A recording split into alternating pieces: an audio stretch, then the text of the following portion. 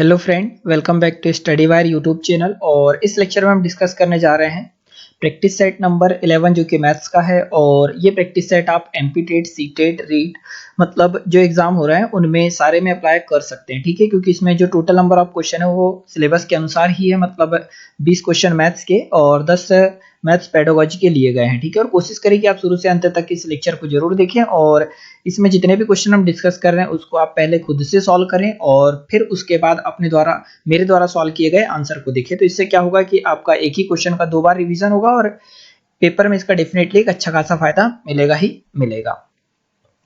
तो जो पहला क्वेश्चन हो जाएगा वो कुछ इस प्रकार से हमें दे रखा है कि यहाँ पर 25 का स्क्वायर प्लस 65 का स्क्वायर प्लस 85 का स्क्वायर का मान कितना होगा। ठीक है, इन सबको जोड़ना है। तो यार मैं एक चीज बता दूं कि अगर सपोज यहाँ 25 लिखा है और इसका वर्ग ज्ञात करना है, तो अगर आप ये चीज नहीं जानते तो करना क्या है, देखो 25 का वर्ग जब निकालना होता है तो ये 5 का पहले वर्ग कर देते, तो 5 का वर्ग कितना 25। इस 2 के बाद गिनती में क्या आता है 3, तो 2 का 3 में गुणा करेंगे तो कितना 6, मतलब 625 वर्ग है किसका 25 का। उसी प्रकार अगर हम बात कर लेते कि यार हमसे वर्ग पूछ लेते हैं 35 का कि 35 का वर्ग कितना होगा, तो हम करते क्या यार, इस 5 का वर्ग डायरेक्ट कितना लिख देते 25 और 3 के बाद क्या आता है 4, तो 3 का 4 में गुणा करेंगे 3 चौक कितना 12, तो 1225 हो जाएगा 35 का वर्ग। वैसे हमसे 45 का वर्ग की अगर हम बात करें तो हम ये बोल सकते हैं कि इकाई का अंक कितना है 5, तो 5 का वर्ग कितना 25 और 4 के बाद क्या आता है 5, तो 4 पंचे कितना 20, तो 20 25 वर्ग हो जाएगा किसका 45 का। तो आई होप आप ये सारी चीजें समझे होंगे। तो इस प्रकार हम सारी संख्याओं का वर्ग निकाल सकते हैं। तो हम देखें हमारे पास है 25, ठीक है, और 25 का वर्ग कितना हो जाएगा तो 625। वैसे ही 65 है तो 6 7 कितना 42 और 25 8 9 कितना हो जाएगा 72 और 5 का वर्ग 25। आई होप आप ये समझ रहे होंगे कैसे हमने सॉल्व करा। जब हम यहाँ जोड़ेंगे तो 5 और 5 10, 10 और 5 15, 15 का 5 बचेगा कितना 1, तो 2 और 1 3, 3 और 2 5, 5 और 2 कितना हो जाएगा 7। ठीक है, यहाँ जाएगा 7, फिर उसके बाद 2, 2 और 2 4, 4 और 6 कितना हो जाएगा 10, 10 का हो जाएगा शून्य, बचा कितना 1, तो 7 और 1 8, 8 और 4 कितना हो जाएगा 12। ठीक है, तो 12075 हो जाएगा राइट आंसर। तो 12075 मतलब ऑप्शन नंबर फर्स्ट होगा इसका राइट आंसर। तो अगला क्वेश्चन हमारे पास कुछ इस प्रकार से दे रखा है कि दो धनात्मक पूर्णांक राशि का अंतर कितना है 40। ठीक है, तो दो राशि हम पहली मान लेते हैं ए, दूसरी मान लेते हैं बी, तो इनका अंतर हमें से दे रखा है कितना 40 और उनका गुणात्मक, ठीक है, वैसे गुणनफल होगा और उनका गुणनफल कितना है तो 89600। ठीक है, और उनका गुणनफल इतना दे रखा है, मतलब गुणनफल मीन्स कितना हो जाएगा ए गुणा बी। ये दे रखा है हमें 896 और 00। ठीक है, दो चीजें दे रखी है। तो देखो यार, दो राशि का अंतर 40 है तो वो राशियां हैं। ठीक है, मतलब इन दोनों के बीच अंतर की बात करें तो कितने का है 40 का, मतलब ये आंसर हो सकता है। इन दोनों के बीच अगर अंतर की बात करें तो यहाँ देखो 320 और 280। ठीक है, हमारा ये आंसर भी हो सकता है क्योंकि यहाँ पर भी कितने का अंतर है 40 का। उसी प्रकार इस ऑप्शन को देखें तो यहाँ 380 और 420 ये भी आंसर हो सकता है, मतलब इन तीनों आंसर हो सकते हैं। अब बात आती है अगर हम गुणा करेंगे तो देखो यार, इकाई में आएंगे 2 जीरो और इधर आएगा कितना 896। ठीक है, तो अगर हम 26 का समझना, अगर पहली संख्या अगर आंसर होती तो दो संख्या का गुणनफल हम इतना जानते इतना आएगा।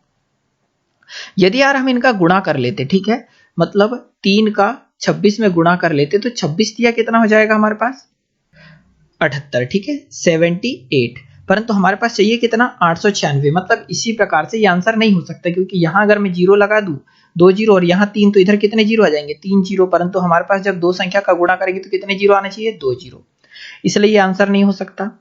जब हम 32 का 28 में गुणा करेंगे तो एक मिनट ट्राई करके देख लेते हैं, ट्राई करने में कुछ नहीं जा रहा है। मतलब 32 का किस में गुणा कर रहे हैं 28 में, हम चाहते तो जीरो जीरो भी ले सकते थे पर उनको नहीं ले रहे हैं। जब इन दोनों का गुणा करेंगे तो 32 का जब 28 में गुणा करेंगे तो हमारे पास आ कितना जाएगा यार 896 आ जाएगा। मतलब अगर यहाँ पर जीरो होता, ठीक है, यहाँ पर जीरो होता और यहाँ पर जीरो होता तो 2 जीरो और यहाँ आ जाते, मतलब ये सेकंड वाला हमारा राइट आंसर होगा। क्यों होगा, क्योंकि इन दोनों संख्या का गुणा करने पर हमारे पास 89600 आ रहा है और इनका अंतर भी कितना है 40, इसी आधार पर ऑप्शन नंबर सेकंड हो जाएगा राइट आंसर। अब देखो अगला क्वेश्चन दे रखा है कि हमारे पास 803642 में कम से कम क्या जोड़ा जाए कि योगफल 11 से पूर्णतः विभक्त हो। अब देखो 11 से पूर्णतः विभक्त का अगर रूल पढ़ा होगा आपने तो हम इतना जानते हैं कि सम स्थान पर उपस्थित अंकों का योग तथा विषम स्थान पर उपस्थित अंकों के योग के बीच का अंतर कितना होना चाहिए, 0 या फिर 11 का गुणज। तो वह संख्या 11 से विभाजित होती है। तो अब यहाँ पर हमारे पास जो संख्या दे रखी है तो कितनी दे रखी है, 8 0 3 6 4 2। ठीक है, तो इन स्थानों पर उपस्थित अंकों को जोड़ लेते तो 8 और 3 कितना हो जाएगा, 11, 11 और 4 कितना हो जाएगा, 15। अब उसी आधार पर अगर हम इन संख्याओं को जोड़े तो 0 और 6 कितना, 6, 6 और 2 कितना हो जाएगा, 8। हम इतना जानते हैं कि अब इन दोनों के बीच अगर अंतर की बात करें तो अंतर कितने का आ जाएगा, 7 का अंतर आ जाएगा। ठीक है, अंतर कितने का आ गया, 7 का। पर सपोज यार कि इस 2 की जगह कितना और होता, 7, मतलब 7 और होता, मतलब ये संख्या होती कितनी समझना, 8 0 3 6 4। अब अगर 2 में 7 जोड़ देंगे, मतलब ऑप्शन नंबर सी की मैं बात कर रहा हूं, तो क्योंकि अंतर आ रहा है 7 का, अगर मैं 7 और जोड़ दूं तो ये बन कितना जाता, 9। अब यहां पर इसी आधार पर हम देखते हैं कि 8 और 3 कितना, 11, 11 और 4 कितना हो जाता, 15। और यहां पर अगर हम देखते हैं कि यार 0 और 6 कितना हो जाता, 6, 6 और 9 कितना हो जाता, 15। तो हम देखते हैं कि फाइनली अंतर कितना जा रहा है, 0। तो यहां पर सम स्थान पर उपस्थित अंक तथा विषम स्थान पर उपस्थित अंकों के बीच का अंतर 0 लाने के लिए हमने इस 2 में क्या जोड़ा, 7, क्योंकि इन सम स्थान पर उपस्थित अंक और विषम स्थान पर उपस्थित अंकों के बीच अंतर कितना आ रहा था, 7। तो जितने का अंतर आ रहा था अगर उतना जोड़ दे तो फाइनली ये कंडीशन अप्लाई हो जाएगी, जो कि 11 के डिविजिबिलिटी का रूल है। इसी आधार पर ऑप्शन नंबर सी हो जाएगा क्या हमारा राइट आंसर। अब अगला क्वेश्चन देखिए, तो हमें क्वेश्चन कुछ इस प्रकार से दे रखा है कि किसी संख्या को 34 की जगह 84 से गुणा किया जाए तो उत्तर 5600 ज्यादा आया, तो वह संख्या क्या थी। तो यार माना वो संख्या क्या थी होगी, तो संख्या हो जाएगी कितनी, x। अगर वो संख्या x थी तो हमने x में पहले 34 का गुणा करा, फिर 84 का गुणा करा। तो हम इतना जानते हैं कि जितनी बड़ी संख्या से गुणा करेंगे उतना ज्यादा बड़ा आंसर आएगा। तो 84 का जब गुणा करेंगे तो 84x हो जाएगा। ठीक है, 84x। तो यहां पर आंसर ज्यादा आएगा, पर जब 34 के साथ गुणा करा होगा तो कितना आएगा, 34x। ये भी आंसर है, ये भी आंसर है, पर इन दोनों के बीच का अंतर ही कितना है हमारे पास, 5 6 और 00। क्यों इतना आएगा, क्योंकि देखो बड़ी संख्या से गुणा करेंगे तो आंसर ज्यादा आएगा, छोटी संख्या से गुणा करेंगे तो कम आएगा। और इन दोनों के बीच का अंतर जितना अधिक आ रहा है वही कितना है, अंतर होगा, मतलब 5600। ठीक है, तो इन दोनों के बीच का अंतर आ जाएगा 5600। 84 में से जब 34 माइनस करेंगे तो 0 और कितना बच जाएगा, 5। तो 50x बराबर से कितना हो जाएगा, तो 5 6 00। एक 0 से एक 0 कैंसिल आउट हो जाएगा। उसके बाद 5 से काटेंगे तो 5 एकम 5, 5 एकम 5, 5 एकम 5 और 5 दूनी 10। तो x का माना जाएगा कितना, 112। तो हमने माना था कि वो संख्या कितनी है, 112। इसी आधार पर ऑप्शन नंबर सी हो जाएगा राइट आंसर। अब देखो अगला क्वेश्चन कुछ इस प्रकार से यार कि 300 रुपए में यदि 20 रुपए के नोट 8 है, तो 20 रुपए के नोट कितने हो गए, 8। तो टोटल हमारे पास 300 रुपए है। ठीक है, अब टोटल 300 रुपए है, उसमें अगर हम देखें तो हमारे पास 8 नोट है किसके यार, 20 रुपए के।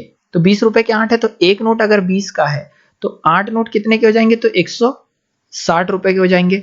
तो अगर मैं 160 रुपए माइनस कर दूं, ठीक है, सॉरी 160 रुपए अगर माइनस कर दे तो 0 यहां जाएगा 4 और यहां जाएगा कितना, 1। तो 140 रुपए जो बचे, तो 140 रुपए में कितने रुपए के नोट है, 5 रुपए के सिक्के हैं। तो हम ये बोल सकते हैं कि 5 रुपए के कितने सिक्के हैं, तो x सिक्के हैं बराबर से टोटल रुपए कितना, 140। तो x बराबर से 140 बटे में कितना आ जाएगा, 5। और जब 5 से भाग देंगे तो कितना आ जाएगा, 28, क्योंकि 28 पंचे 140 होता है। तो हम ये बोल सकते हैं कि 28 सिक्के थे कितने, 5 रुपए के। ठीक है, मतलब करना क्या है, तो 20 का 8 में गुणा करा तो 160, मतलब 160 रुपए तो 20 रुपए के नोट की संख्या हो गई, मतलब 20 रुपए के नोट से 160 रुपए बना, बचा 140। और इस 140 रुपए में सब 5 रुपए के हैं, इसीलिए 5 का भाग दे दिया, तो टोटल सिक्कों की संख्या कितनी आ गई, 28। इसी आधार पर ऑप्शन नंबर सी हो जाएगा राइट आंसर। अगला क्वेश्चन है यार कि निम्न में कौन सा आरोही क्रम में है। यार तो ये जबरदस्त क्वेश्चन होगा, क्योंकि इसमें अच्छा खासा कैलकुलेशन होता है। ठीक है, तो एक बार तो वीडियो रोक के आप, मैं ऐसी उम्मीद कर रहा हूं कि आपने हर क्वेश्चन को वीडियो रोक के ही सॉल्व किया है। ठीक है, तो देखो यार सबसे पहले हम क्या कर लेते हैं, नॉर्मल मेथड का यूज कर लेते हैं कि जब 7 में 9 का भाग देंगे तो फाइनली आएगा कितना, 0.77। ठीक है, उसके बाद यदि मैं 6 में 8 का भाग दे दूं, ठीक है, 6 में अगर हम 8 का भाग दे दें तो यह जाएगा 0.75। और उसके बाद यदि मैं 5 में 6 का भाग दे दूं, ठीक है, तो यह जाएगा 0.83 और उसके बाद हम 11 में 13 का भाग दे दें तो 11 में जब 13 का भाग दे रहे होंगे तो 0 पॉइंट कितना आ जाएगा 84, ठीक है। अब देखो आरोही क्रम का मतलब क्या हो जाएगा यार, घटते क्रम में। अब घटते क्रम में यहां पर देखोगे तो इन सब में सबसे बड़ा क्या है आपके पास, तो सबसे बड़ा है ये वाला, ठीक है, 11 बटे कितना 13। तो इन सब में देखेंगे तो सबसे बड़ा 11 बटे 13, उसके बाद 5 बटे 6 है तो ये 5 बटे 6, मतलब ऑप्शन नंबर सी ही हो जाएगा राइट आंसर, ये घटते क्रम में है, ठीक है। चाहो तो आप यहाँ देख सकते हैं। अगला क्वेश्चन देखते हैं। तो अगला क्वेश्चन हमें दे रखा है कि निम्न में से कौन 2/3 व 4/5 के मध्य होगा। तो देखो यार जब 2 में 3 का भाग देंगे हम, तो जब 2 में 3 का भाग देंगे तो 0 पॉइंट कितना आ जाएगा 6 आ जाएगा। और जब 4 में 5 का भाग देंगे तो 0.1840 इतना आ जाएगा। जब पहले ऑप्शन को हम भाग दे रहे होंगे तो 0 पॉइंट कितना आएगा 5, और 0.5 क्या इन दोनों के बीच दिखाई दे रहा है हमें, बिल्कुल नहीं, ठीक है। इसी आधार पर ये आंसर हो नहीं सकता। सेकंड ऑप्शन अगर हम देखें जब 3 में 4 का भाग देंगे, ठीक है, 3 में 4 का भाग देंगे तो आएगा 0.75। तो ये देख लो 0.75 क्या इन दोनों राशि के बीच में है, तो बिल्कुल देखो ये है 0.75, इससे बड़ी है और इससे क्या है छोटी। इसी आधार पर सेकंड वाला हो जाएगा राइट आंसर कि इन दोनों के मध्य में क्या है वो पूछा है, ऑप्शन नंबर सेकंड हो जाएगा राइट आंसर। और भी इसकी मेथड हो सकती है, जो आपको आती है आप उसको ट्राई कर सकते हैं। देखो यार अगला क्वेश्चन दे रखा है कि यहाँ पर 1/3, 2/9, 5/6 और 4/27 का लघुत्तम समापवर्तक क्या होगा। जब भिन्न दे रखे तो हम जानते हैं कि भिन्न का जब एलसीएम निकालना हो, ठीक है, भिन्न का एलसीएम निकालना हो तो हम इतना जानते हैं कि अंश का लेते हैं एलसीएम और हर का लेते हैं एचसीएफ, ये तो आप जानते ही होंगे। तो एलसीएम निकालना है तो अंश का जब एलसीएम लेंगे मतलब किसका, देखो कौन सी संख्या है हमारे पास, 1/3, 2/9 और अगला है 5/6 और अगली संख्या है 4/27। तो अंश का लेना है एलसीएम और अंश का एलसीएम लेना है तो 4/5 कितना आ जाएगा 20, तो एलसीएम आ जाएगा यार 20, मतलब पहला ऑप्शन आंसर हो नहीं सकता, ठीक है, ये आंसर हो सकता है और ये भी आंसर नहीं हो सकता, ठीक है। 1 मिनट रुक जाइए। अब यहां पर हमको हर का लेना है क्या एचसीएफ, तो 3, 9, 6 और 27 का जब एचसीएफ लोगे तो कितना आएगा 3, मतलब फाइनली हमारा इन सभी राशियों का एलसीएम आ रहा होगा कितना, तो 20/3।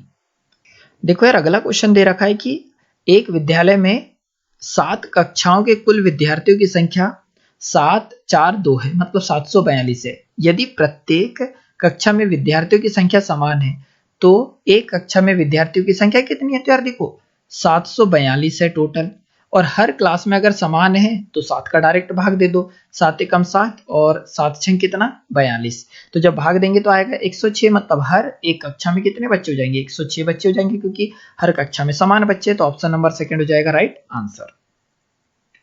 तो अगला क्वेश्चन कुछ इस प्रकार से दे रखा है कि एक परीक्षा में 5 विषय में प्राप्त कुल अंक 200 है। देखो टोटल 5 सब्जेक्ट है और टोटल हमें कितने अंक मिल गए 200 अंक। यदि 4 विषयों में प्राप्त अंकों का औसत 35 है, ठीक है, तो 4 विषय में टोटल 35 औसत अंक मिले हैं तो 5 वे आएगा, ठीक है, 5 वे विषय का प्राप्त अंक कितना होगा। तो यार देखो टोटल 5 सब्जेक्ट में कितने अंक मिले हैं 200।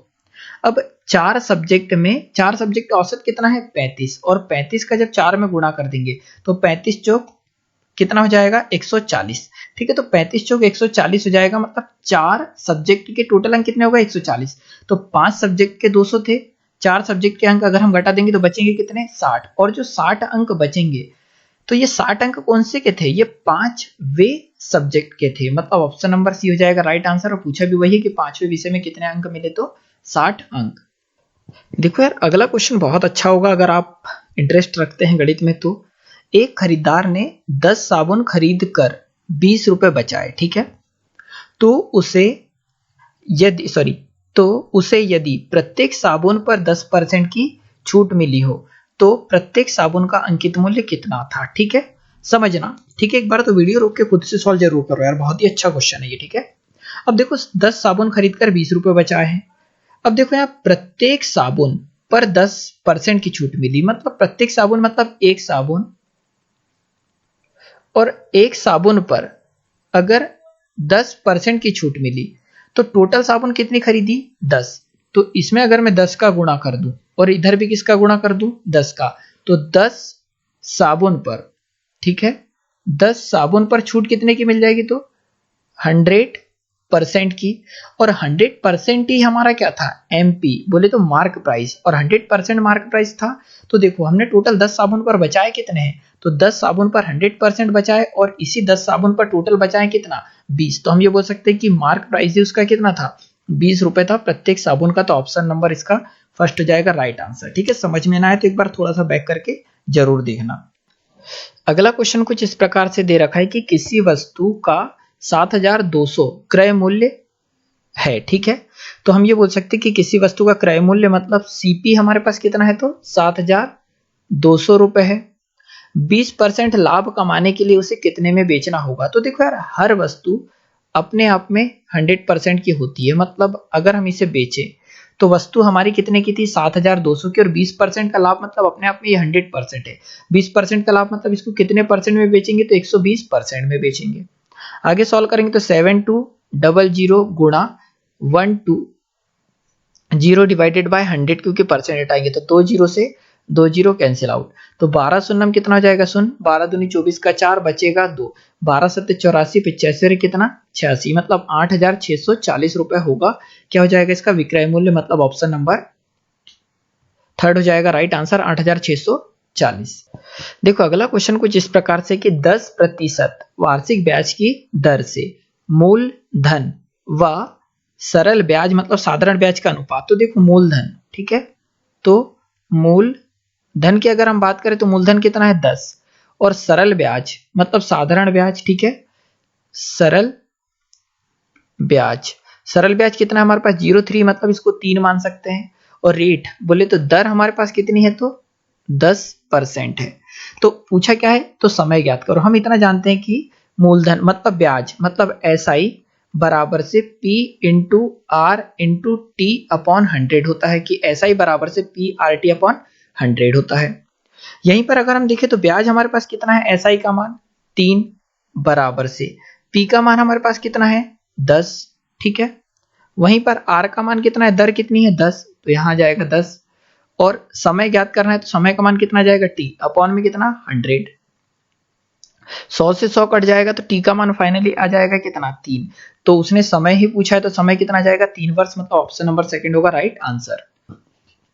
अगला क्वेश्चन ठीक ठाक है यार कि यदि एक कोण 40 डिग्री का है तो उसका पूरक कोण कितना होगा। तो यार देखो पूरक कोण किसको बोलते हैं, पूरक कोण, तो पूरक कोण का ये मतलब होता है यार जब दो कोणों का योग 90 डिग्री हो, ठीक है, दो कोणों का योग कितना हो 90 डिग्री, मतलब एक x डिग्री का और एक y डिग्री का, जब दो कोणों का योग 90 डिग्री हो तो इसी को इन एक दूसरे को इनका पूरक बोलते हैं। मतलब एक 20 डिग्री का कोण है तो इसमें क्या जोड़ें कि ये 90 हो जाए, इसका मतलब कि दूसरा कितने डिग्री का था होगा 70 डिग्री का, तो 20 डिग्री का पूरक 70 और 70 डिग्री का पूरक कितना कहलाएगा 20 कहलाएगा। तो उसी आधार पर यहां पर बोला है कि 40 डिग्री का पूरक कितना होगा। तो यार एक कोण 40 डिग्री का है तो दूसरा कुछ ना कुछ डिग्री का होगा, तब इन दोनों का योग कितना बन रहा होगा 90 डिग्री, मतलब इस सेकंड वाला कितने डिग्री का होगा 50 डिग्री का, मतलब ऑप्शन नंबर सी हो जाएगा राइट आंसर। कि जब दो कोणों का योग 90 डिग्री हो तो उन्हें एक दूसरे का पूरक बोलते हैं, मतलब 40 का पूरक 50 और 50 का पूरक क्या हो जाएगा 40।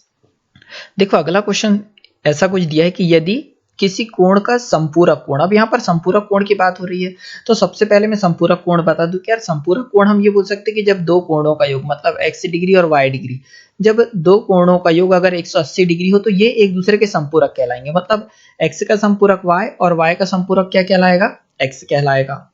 तो उसने क्या बोला, यदि किसी कोण का संपूरक कोण 40 अधिक है तो हम ये बोल सकते हैं यार कि एक कोण है हमारे पास और उसका संपूरक एक मिनट, तो देखो एक कोण हो गया और उसका संपूरक, दोनों का योग कितना हो गया 180। अगर मैं एक कोण को x मान लूं तो यहां पर दिया है कि दूसरा कोण देखो उसका संपूरक कोण 40 अधिक है, ठीक है। तो एक कोण अगर x है तो संपूरक कोण 40 अधिक है, मतलब कितना हो जाएगा x प्लस 40 हो जाएगा, क्योंकि इस कोण से संपूरक x का संपूरक कोण क्या हो जाएगा x प्लस 40, तो 40 अधिक हो गया। इन दोनों का योग कितना हो जाएगा 180 डिग्री। और आगे सॉल्व करेंगे तो x और x 2x प्लस 40 बराबर से कितना आ जाएगा 180 डिग्री। 40 का जब पक्षांतर करेंगे तो प्लस की राशि काय में जाएगी, माइनस की, मतलब बचेगा कितना 140, और इधर कितना है हमारे पास 2x। 2 से काटोगे तो कितना आएगा यार 70, मतलब x का मान कितना आ जाएगा 70। तो उसने पूछा है वह कोण क्या है, ठीक है, तो वह कोण का मान कितना है, तो कोण का मान कितना हो जाएगा 70 डिग्री, मतलब ऑप्शन नंबर सी हो जाएगा राइट आंसर। देखो अगला क्वेश्चन है कि एक वर्गाकार श्यामपट्टी की भुजा 85 सेंटीमीटर है, इस पर 10 रुपए प्रति वर्ग मीटर की दर से पेंट करने का खर्च कितना होगा। तो देखो यार भुजा कितनी है हमारे पास, तो 85 सेंटीमीटर। अगर मैं इसे मीटर में कन्वर्ट करूं तो हम ये बोल सकते कि ये जो भुजा, ठीक है, ए को हम क्या मान रहे हैं, भुजा मान रहे हैं। तो अगर मैं इसे मीटर में कन्वर्ट करूं तो 85 में भाग दे देंगे किसका, 100 का, तो ये काय में बदल जाएगा मीटर में, मतलब 0.85 मीटर हो जाएगा क्या भुजा की लंबाई। क्षेत्रफल अगर हम निकालें, एक वर्ग का क्षेत्रफल निकालें तो वो क्या होता है, भुजा का वर्ग होता है। आई होप आप इतना जानते होंगे। तो भुजा का वर्ग होता है, तो भुजा कितनी है हमारे पास 0.85, और इसका जब वर्ग करेंगे तो हम इतना जानते हैं वो कितना जाएगा 8 9 72 25, मतलब जो क्षेत्रफल आएगा वह जाएगा 0.7225 मीटर स्क्वायर। अब देखो आगे हमें क्वेश्चन में क्या दे रखा है कि यदि 10 रुपए प्रति वर्ग मीटर, मतलब एक वर्ग मीटर में, सॉरी एक वर्ग मीटर में कितने का खर्च आ रहा है 10 रुपए का, तो टोटल हमारा क्षेत्रफल कितना है 0.7225, ठीक है। तो इधर भी क्या क्या गुणा कर देंगे 0.7225 का, तो फाइनली आंसर आ जाएगा कितना 7.225 रुपए का टोटल खर्च आएगा, ठीक है, मतलब 7.225 ऑप्शन नंबर सेकंड हो जाएगा राइट आंसर। इस प्रकार के क्वेश्चन तो आपने कर ही रखे होंगे। देखो यार अगला क्वेश्चन दे रखा है कि यदि त्रिभुज एबीसी का क्षेत्रफल 60 वर्ग मीटर है, ठीक है, एबीसी का मतलब इस पूरे त्रिभुज का, इसको अगर हम ए, इसको बी और इसको सी माने तो ये टोटल कितना है हमारे पास क्षेत्रफल, इसका क्षेत्रफल है 60 वर्ग सेंटीमीटर या सॉरी मीटर स्क्वायर, ये मान सकते हैं। तो ए पी क्यू का क्षेत्रफल होगा। अब यहां पर देखो इस डायग्राम को ध्यान से देखोगे तो ये 10 है, तो ये कितना है 5। इसका मतलब ये मध्य बिंदु को मिलाने वाली रेखा, अगर कल का प्रैक्टिस सेट आपने सॉल्व किया होगा तो ये इस थ्योरम की हमने कल भी बात करी थी। इसका मतलब है कि हम ये बोल सकते हैं कि ये जब भुजा 10 थी तो ये भुजा कितनी है, यहां पर हमें 5 दे रखी है, मतलब ये भुजा की जस्ट ये आधी है। इसका मतलब ये बिंदु और ये बिंदु मध्य बिंदु है, ए बी का मध्य बिंदु है कौन पी, और ए सी का मध्य बिंदु है कौन क्यू। अगर हम इनको ऐसा कुछ मिला दें, ठीक है, सॉरी ऐसा अगर मिला दें तो हमारे पास ये एक, ये दूसरा, ये तीसरा और एक ये चौथा, कितने त्रिभुज बन जाएंगे 3 त्रिभुज बन जाएंगे, और इन तीनों त्रिभुज का क्षेत्रफल हो जाएगा बराबर बराबर, ठीक है, ये पहले का, ये दूसरे का, ये तीसरे का और ये चौथे का, इनके सबके क्षेत्रफल क्या हो जाएंगे बराबर। मतलब ये जो 60 वर्ग मीटर पूरे का है उसको अगर हम 4 भागों में बांट दें तो हर एक पार्ट का, मतलब ये छोटे छोटे पार्ट का जो क्षेत्रफल हो जाएगा कितना आ जाएगा 15 मीटर स्क्वायर, मतलब ऑप्शन नंबर सेकंड हो जाएगा राइट आंसर। और उसने यही पूछा है कि इस भाग का क्षेत्रफल कितना होगा। तो हम ये बोल सकते हैं कि जब इस भुजा को हम मिलाएंगे तो 1 2 3 4 भागों में बटेगा क्षेत्रफल, और चारों के चारों समान होंगे, और टोटल का क्षेत्रफल अगर 60 है तो एक भाग का क्षेत्रफल निकालने के लिए 4 का भाग दे देंगे, तो हर एक भाग का क्षेत्रफल कितना आ जाएगा 15 सेंटीमीटर स्क्वायर। अगला क्वेश्चन है कि माचिस की डिब्बी में कितने तल है, ठीक है। तो माचिस की डिब्बी अगर ध्यान से देखी होगी तो एक घनाभाकार होता है, मतलब इस प्रकार का, ठीक है, ये ऐसी आकृति होती है, ये यहां टोटल कितने तल है ये पूछा है। तो देखो एक तो ये ऊपर का, ये दूसरा, इधर का तीसरा, नीचे का चौथा, एक ये सामने का पांचवा और एक पीछे का छठवा, तो ऑप्शन नंबर फर्स्ट हो जाएगा राइट आंसर। अगला क्वेश्चन दे रखा है कि एक शंकु की ऊंचाई 21 सेंटीमीटर है। तो यार पहले तो ये देखो शंकु कुछ ऐसा होता है, और मैं इतना समझ रहा हूं कि आप ये सब जानते होंगे, प्रैक्टिस सेट लगा रहे तो इतना आना चाहिए अपने को, है ना। इसकी ऊंचाई h का मान दे रखा है हमें 21 सेंटीमीटर, और त्रिज्या मतलब ये रेडियस, ठीक है, r का मान कितना दे रखा है 10 सेंटीमीटर। तो आयतन कितना होगा, तो यार आयतन का फॉर्मूला अगर आप जानते होंगे तो आयतन क्या होता है शंकु का 1/3 पाई r स्क्वायर h। तो 1/3 का 1/3, पाई का मान 22/7, r का मान कितना है 10, और जब यहां 10 लिखेंगे तो 10 का वर्ग कितना आ जाएगा 100, और h का मान हमारे पास कितना दे रखा है 21, ठीक है। तो 7 या 21 और 21 से कम 21, जब सॉल्व करेंगे तो 2200 सेंटीमीटर स्क्वायर ये हो जाएगा हमारा टोटल, सॉरी सेंटीमीटर क्यूब ये हो जाएगा हमारा आयतन। ठीक है, मतलब ऑप्शन नंबर सेकंड होगा राइट आंसर। देखो यार ये अगला क्वेश्चन कुछ इस प्रकार से दे रखा है कि यदि किसी वृत्त, ठीक है वृत्त बोले तो ये, ठीक है, यदि किसी वृत्त की परिधि मतलब कितना 2 पाई आर और क्षेत्रफल बराबर है, तो इसका क्षेत्रफल कितना होता है पाई आर स्क्वायर। हम ये बोल सकते हैं कि इसकी जो परिधि का मान और इसके क्षेत्रफल का मान क्या है बराबर, क्योंकि उसने बोला है कि उसकी परिधि मतलब 2 पाई आर, क्षेत्रफल मतलब पाई आर स्क्वायर, आपस में क्या है बराबर है, तो उसका व्यास कितना होगा। हम जानते हैं कि जो व्यास होता है वो कितना होता है त्रिज्या का दुगना, मतलब 2r का मान चाहिए हमें, तो हम पाई से पाई काट देते हैं तो हमारे पास बच गया कितना 2r बराबर से कितना r का स्क्वायर।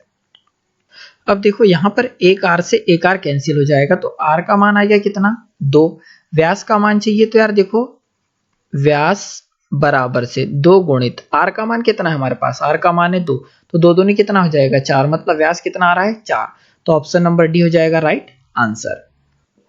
अगला क्वेश्चन हो जाएगा कि सीखने के आकलन का आधार है। ठीक है, तो पहला ऑप्शन हो जाएगा व्याख्या कर सकना, सेकंड ऑप्शन है व्यवहारिक परिवर्तन, थर्ड ऑप्शन है जैसा का तैसा लिख देना, और फोर्थ है पुनः स्मरण करना। ठीक है, तो हमसे बोला क्या है यार उनने कि सीखने के आकलन का आधार है। ठीक है, तो इसका ऑप्शन नंबर सेकंड हो जाएगा राइट आंसर व्यवहारिक परिवर्तन। अगर हम कोई चीज सीख रहे हैं तो उसमें कुछ ना कुछ तो हमारे व्यवहार में परिवर्तन आना चाहिए, इसीलिए ऑप्शन नंबर सेकंड हो जाएगा राइट आंसर।